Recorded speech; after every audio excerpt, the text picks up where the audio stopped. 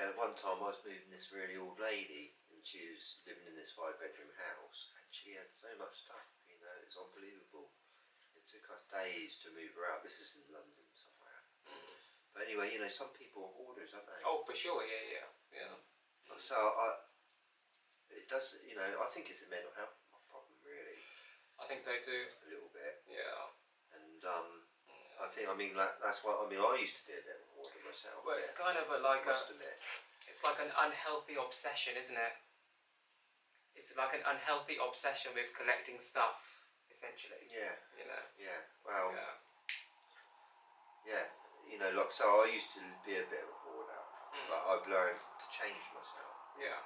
And get rid of stuff, really. You know, to be honest, I can't wait to get rid of the next thing in a kind of way. You know, if I get rid of something, I feel richer in life. Oh, yeah. So trying to keep your life to a life. So I mean, some people think the more they get, the richer they are, but it's not the case. You know, it kind of like makes you poorer, doesn't it? I feel. But the more you get, the more you have to maintain. Yeah. And look after. It's like even people that buy big houses and have all these properties and X, Y, Z and whatever else, they have to have someone that looks after them, that keeps them clean and looks after the gardens and the lawns and, you know, etc. The ponds, if you've got ponds. These manor houses. That's what I'm saying. Like it's a big upkeep, isn't it? It's an upkeep, you know. You got to decorate it. You know, wood rots after a while. You know, you've got to change that. But that's what I always say to people, right? And I know there's plenty of other people that have said it. You know, I'm not the only person that have said this, but I have said it before.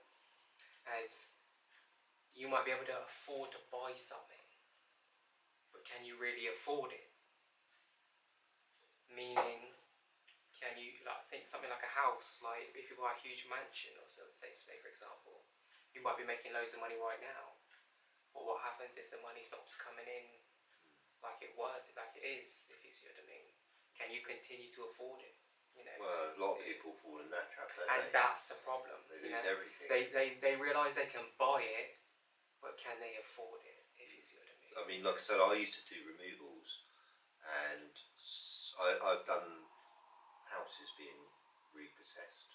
Oh yeah. It's really quite sad to see, because you know I'm doing a job, you know, just sort of like getting paid for doing a removal.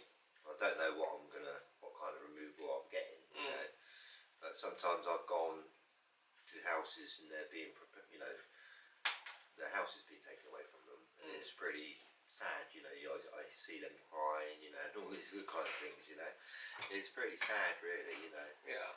Like I say, some people have got eyes bigger than their belly in a kind of way, or when you're young, you don't think that you know you're going to die one day, or you don't, you know, you think it's going to be a long time away or something, but it's not. Yeah. You realise once you get older, you know, it's very quick. Yeah. Time is like a flash, really. Yeah, for sure. You know.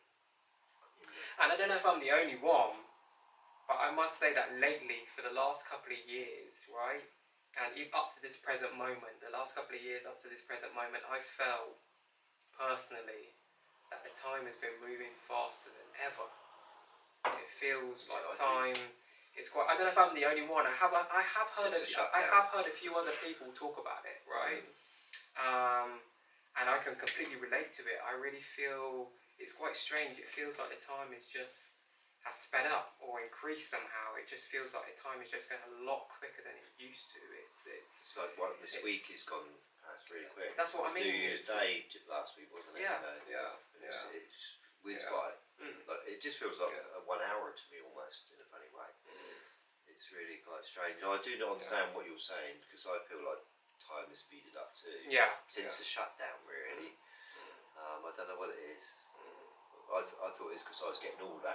Well, they do say that, and I do agree with that. I do agree that as you get older, time does seem to go a bit quicker, because obviously you've got more on your plate, more responsibilities, more priorities. Your life is a lot busier with work and you name it, etc. You know. But yeah, I just feel that somehow the time it just, even like this year 2023 that's just gone, obviously we're in 2024 right now, you know, in this present moment, but to me, like 2023 like just went so fast, like it was just, you know, before I knew it, you know Felt like a month to me. it literally felt like 3 or 4 months, to be honest. I would say it probably felt like 4 months in total, and it almost felt like the whole year went by in 4 months. And before, you know, it was quite strange. It's like, you know, and I have heard a few other people talking about this, how they feel that time has just increased. Like it just seems to be moving at a rapid rate, at a much faster, you know. So yeah, interesting. I do feel like it's speeded up. Yeah. But yeah. Tonight we're talking about choices. And there's one question that I am going to ask you, mate, as we are talking about choices.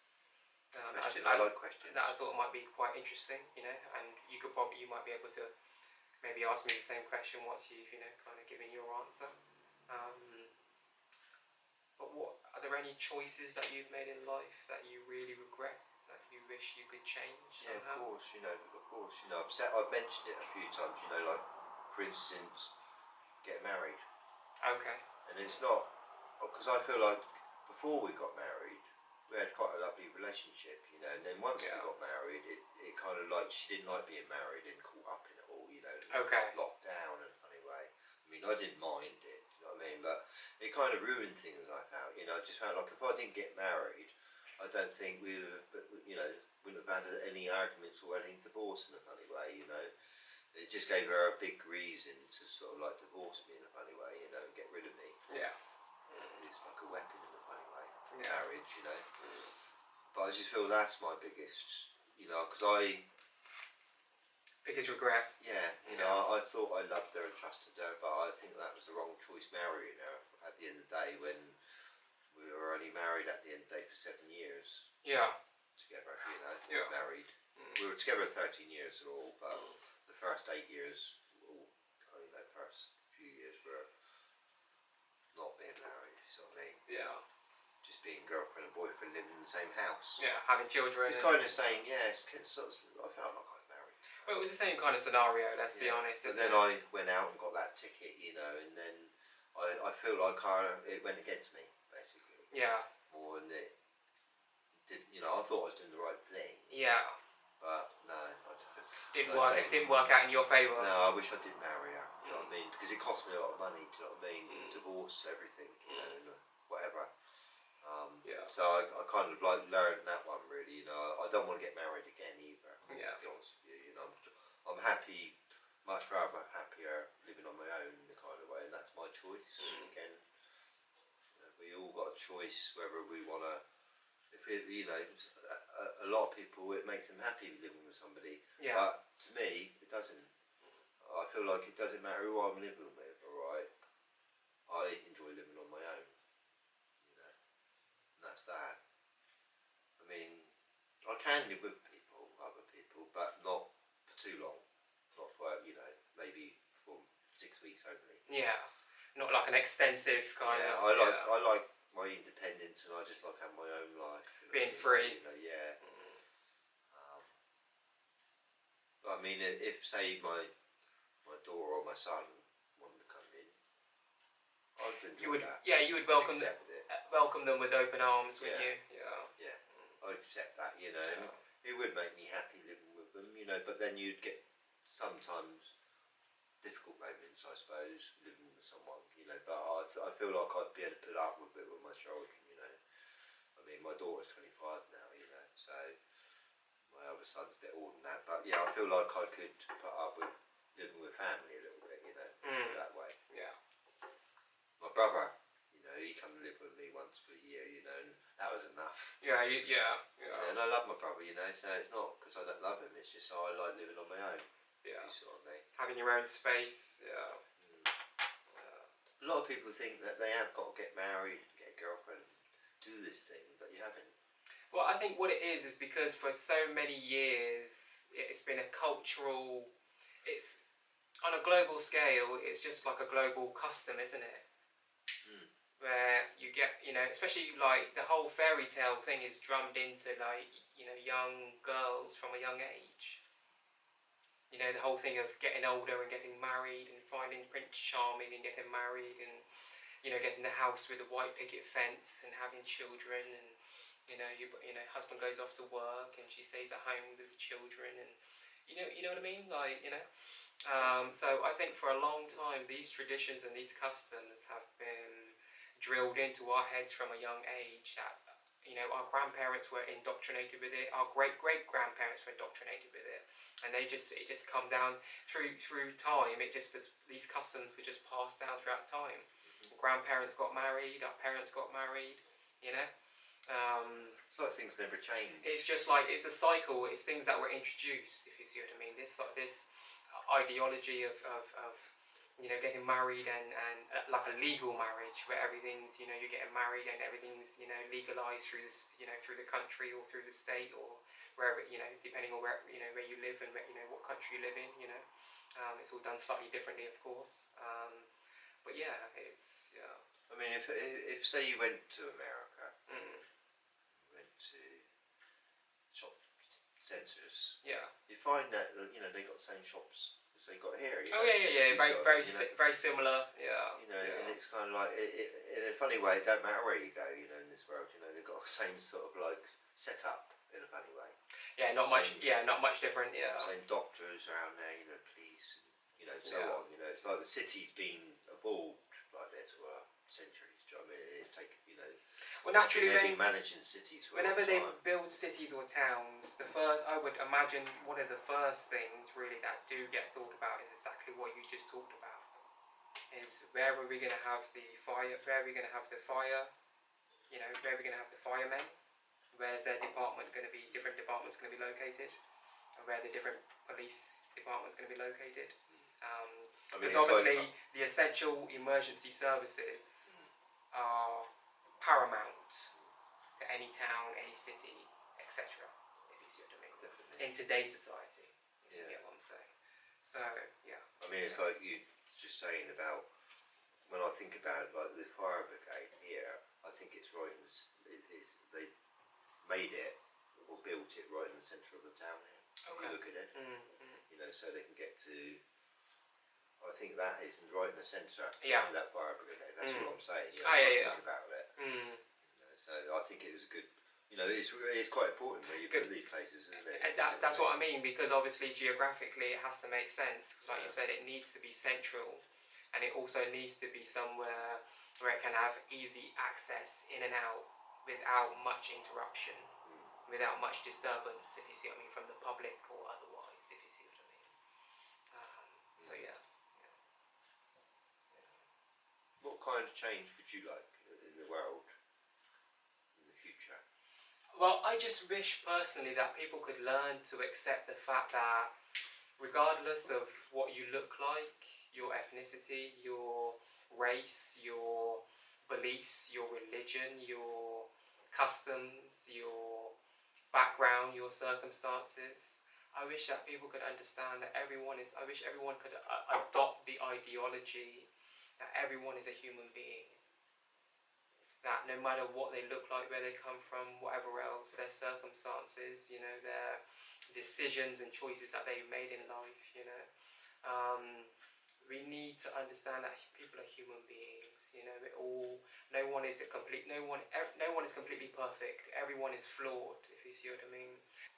Yeah, I wish that everyone would just adopt the mentality and ideology and remember that everyone is a human being. Like, we all need to be able to work together. You know, we're all on this planet together. You know, the more we work together for the betterment of our societies and our civilizations and our populations in our countries and for the future generations, you know, just being able to work together for the betterment of mankind. Like, all the technology that we have should be shared with each other, and you know, we should be able to all be able to experience, you know, different technological breakthroughs together and having, you know, all these different advancements that take place in the world, if you see what I mean. The more we work together, I think we can make even more progress, if you see what I mean. You know, there's no I in team, as they always say, you know. I honestly I'm a very big believer in that. You know, just eliminate the whole, just the ego. You know, just remove the ego and put all the pride aside and learn to work together so that you can do something even better than you can do by yourself. You know, something bigger and greater and have even more of an impact. You know what I mean? And you know, so yeah, you know, it's just like we always, as we're talking about here tonight, it all just boils down to the choices that you make. You know, it's. I think like you know, me personally, I'm never going to change the world that I'm living in, never ever. You know, I've got to accept it. Yeah. But the way I can change it is just by smiling and making other people smile. Yeah. In a kind of way, and I think that's the way you can change your world, basically, just by laughing at it, basically. Yeah. And having a better attitude towards it, you know, and not getting angry with it anymore. If you sort of mean. And I think that's the best change you can make to yourself and everyone else in a kind of way. In life, you know. I'm kind of trying to make these changes myself, you know. Yeah. Like when I go and see my mum now and again, I just want to be more happier than I previously been in the past, if you sort of mean. So I think like we're all kind of trying to change a little bit, aren't we? And we all want to be happy, don't we? Of course, yeah. And it's how can you be happy in life? Yeah. You're not going to be happy about complaining about the rain.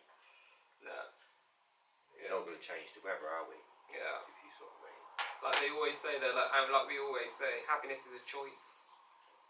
It is indeed. It's a you know, choice. I mean, that's what I'm learning. You see. Because if you realise too, you go to like I grew up on an island, mate, where there's a lot of people that have very, very little, but they're still happy. They still get up every day and enjoy life and make the most of life and make the most of what they do have and still are happy. They smile. They smile. They're good people. Then you got other people that have got lots of things and they don't smile. Yeah, miserable. They don't know how to be happy. Because happiness is a choice, you know. No, I don't think it's just a choice. I think you need to learn how to be happy too. True. Yes. Yeah. You know, like I said, I mean, there's been a number of years that I've not been happy, and it's because I've been angry about something. Do you know what I mean? And so on, you know. But now I'm kind of like understand happiness a little bit. You know, I've learned really it's all down to me. It's all my choices. At the end of the day, you know, it's my choice if as I've said earlier on, if I lay in bed all day and be lazy. It's my choice if I don't smile. I feel. I mean, you've got to make an effort to smile, and I think you've got to make an effort to climb up a mountain, and you've got to make an effort to be happy in this life. You know, and I just think it all takes effort. It's really easy to be sad. Oh, it is. Yeah. So yeah. easy. Yeah. Simple. Well, especially considering the world that we live in today. You know? Well, I can think about. You know, I can sort of start thinking about death all of a sudden. Do you know what I mean? And yeah. My mum's getting old or whatever now, and start thinking about negative things in a kind of way. I call it negativity, and it's not going to help me in it at all. Yeah. If I start thinking like that all day tomorrow. Do you know what I mean? You know, it's you got to push yourself to get up. Yeah. You got to forget about those kind of things. You know, and you know you can be sat there all day thinking about the worst things possible, but that's your choice. Yeah. You know, it's up to you if you cry about the rain in a funny way, if you think about it. You know, I can understand people getting upset sometimes about the weather because it destroys their houses and it costs a lot of money. In that regard, yeah, you can understand, yeah. But I don't belong, you know, I don't really own any house or any building, you see, so I haven't got that upset. Yeah. You know, anything happens to this home, I only rent it. You know, so it's somebody else's responsibility, really. You know, so I just feel like, I'm aiming to get rid of my stuff. You know, I feel like the more I get rid of, the more happy I become in a funny way, and be freer in life. You know, because like I say, the more things you have got, the more you've got to kind of like clean it and. You know, like maintain it. Like, can you imagine having 3 cars in your garage, say? Yeah. You know, no, I wouldn't want that. Do you know what I mean? It would not make me happy. all the upkeep, anything goes wrong with them, you've got to pay for that. So some people are trying to sort of buy things to impress their friends or their neighbours and their family, you know. But not only that, but sometimes some people do acquire wealth, and they might not be so financially literate, if you see what I mean, or they might not have someone who's advising them in the right way, you know, give them bad financial advice, you know. I once heard a quote, I can't remember who it was that said it, but I once heard a quote and it said, if you're going to buy something and you can't buy it 5 times over, you can't afford to buy it 5 times over, don't buy it, no matter what it is. So we're not talking about essential things here, we're talking about things that you want, not need. But if there's something that you desire, something really nice you want to buy for yourself, you can't afford to buy it 5 times over, then you can't afford to buy it. And I always thought that was a good way to kind of look at things, if you see what I mean, in terms of, you know, because like we were talking about earlier, some people might buy a very expensive property or whatever the case may be, and not be able to maintain it for the next 20 years, you know what I mean, not realising the taxes they might have to pay on the land, and the maintenance upkeep for, you know, the large property, you know, in terms of cleaning and maintenance, you know, the lawns and the grounds and everything else. So a lot of people, sometimes they might get, someone might advise them, say, oh yeah, you can afford to buy a house, but they haven't actually told them, you know, the long-term implications and financial, everything else financially that's going to come alongside after you've purchased the house. Of course, now you're the legal owner of it, so obviously that's a plus, that's a pro, that's a great thing, but it's still, there's still other financial things you have to fork out money for, to maintain it. It's not, and sometimes that can be quite a hefty bill for some of these, especially like if you've got a very large property and it's, it requires a lot of upkeep, that can be a heavy bill in today's society for anyone, so yeah. It's like some people might go out there and blow all their money on a sports car, every penny they've got, but then all that's going to happen is anything that goes wrong with that sports car, they've now spent all that money just in the car, and anything goes wrong with it, they've got to now pay to maintain it and keep it up, keep it roadworthy, even if it's just something as basic as the tyres or the fan belt or something silly that could be changed and replaced at quite very quickly at a very cheap price, but the actual that is a depreciating asset, essentially. From the time if you buy a car brand new and you drive it off the lot, yeah, let's say you buy it brand new at 30 grand, you're going to buy a brand new car tomorrow at 30 grand, nice car. As soon as you drive it off that lot, it's already lost about 3 grand. From the moment that you sign that contract, pay those people that money, and drive it away, it's already lost about 3,000 straight away. A lot of things lose their value as soon as you buy it. That's what I mean. So it's a depreciating asset. So sometimes people make bad financial investments into things, and then it doesn't serve them in the long term, if you see what I mean. It might make them happy temporarily, but permanently it's a depreciating asset that's not bringing you any capital, any profit, nothing, if you see what I mean. It has no benefit to your life apart from being a material possession, like you were talking about earlier. So I don't think we need as much in this world. No. Like when I go around the town centres, walking around, even when I go into supermarkets, like for instance alcohol. I mean, if I had a choice, I'd get it all off. All off the shelves. I wouldn't let the children be walking through the aisles seeing all that there. Do you know what I mean? I'd like changes really to get these things off the shelves that we don't really need. They're selling rubbish to people to give them even more mental health problems, if you ask me. Well, what the trouble is with our society, right, mate, is this is how it works. These are billion-dollar corporations, alcohol, pharmaceutical, you name it, they're all billion-dollar corporations. You know what happens? They pay these people to put their products in their shops and their supermarkets to make profits, and they give the shops some of the profits. Of course. So it's all about profits. Yes, I know. So this is why the owners of these shops say, okay, I agree to sell your product on the basis of that. We're going to sell it at this price. And if it's, let's say it's £30 a bottle, whatever it is, let's say it's £30 a bottle, you're going to get $23. The owner of it, who's putting it in the shop, is going to get £23. they all get their own little bit out. And the shop will get £7 profit on top of that for each bottle that's sold. If you see what I mean. So that's why they'll always continue to sell it, because it's a money thing. If you see what I mean, it all boils down to it. Like we always talk about, it always boils down to money, doesn't it? It always comes down to money. So it's But I mean, I think like it costs a lot of money each year that goes by in the damage that alcohol does. Oh, for sure. Yeah. Like cleaning the glass off the streets and so on, or even policing the towns and the streets, you know, cities, and each week that goes by, you know, on the weekends, you know, like Liverpool, for instance, or Manchester, those big towns, right? Yeah. They're like nightclubs. Oh, for sure. Like loads of nightclubs, you know, and lots of activity every weekend going on. Lots of people getting drunk, basically. Well, I think I've seen it on YouTube. I think I can't remember if I read it or saw it somewhere one time, but here in the UK, right? Yeah. The biggest cost to the NHS, to the government healthcare, that's provided free of charge through the NHS. The biggest